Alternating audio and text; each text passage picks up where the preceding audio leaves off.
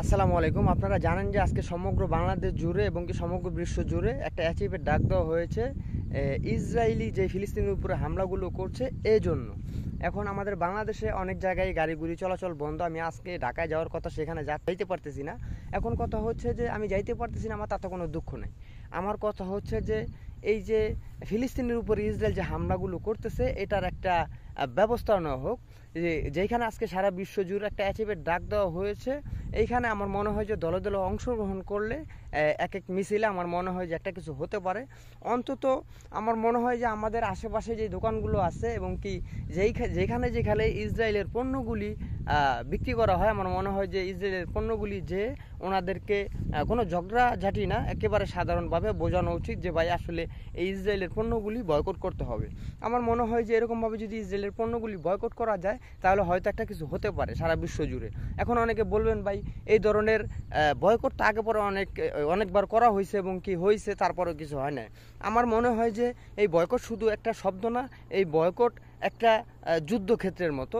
আমার মনে হয় যে এখনও আমাদের বাংলাদেশের যেই সব ইসরায়েলি পণ্যগুলি আছে সেগুলি বয়কট করা উচিত এবং কি সারা বিশ্ব জুড়ে যেসব রাষ্ট্রগুলি আছে যেখানে প্রত্যেকটা জায়গায় আমার জানা মতো মুসলমান আছে, আমার মনে হয় যে ইসরায়েলের পণ্যগুলি বয়কট করলে কিছু একটা হতে পারে।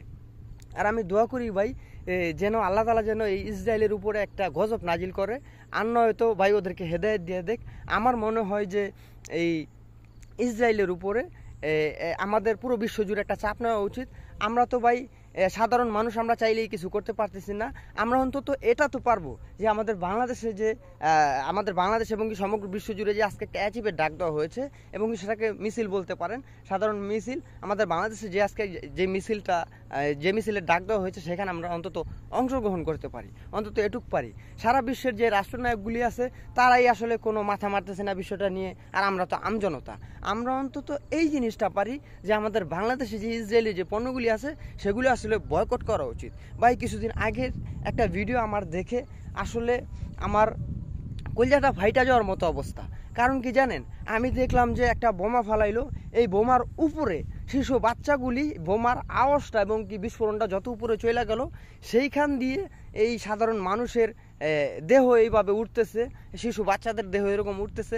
আপনারা তো কিছুদিন আগে দেখেছেন যে ভাই এক এক শিশু বাচ্চার মা কোথায়, বাবা কোথায়, তারপরে রাস্তায় রাস্তায় ঘুরতেছে খাবারের জন্য বোল বালতি নিয়ে। আসলে ভাই এই জিনিসগুলি দেখলে খুবই খারাপ লাগে। অন্তত মনে মনে এই ইসরায়েলের মানুষের প্রতি যারা আর কি এই ধরনের কাণ্ডগুলি ঘটাচ্ছে তাদেরকে আসলে বদদোয়া তো অন্তত করতে পারি, আর নয়তো হেদায়েতের দোয়া তো অন্তত করতে পারি। আমার মনে হয় যে ভাই এই সমগ্র বিশ্ব জুড়ে ইসরায়েলের পণ্যগুলি বয়কট করা উচিত। আপনাদের কি মনে হয় অবশ্যই কমেন্ট বক্সে জানাবেন। ভালো থাকবেন। আসসালামু আলাইকুম।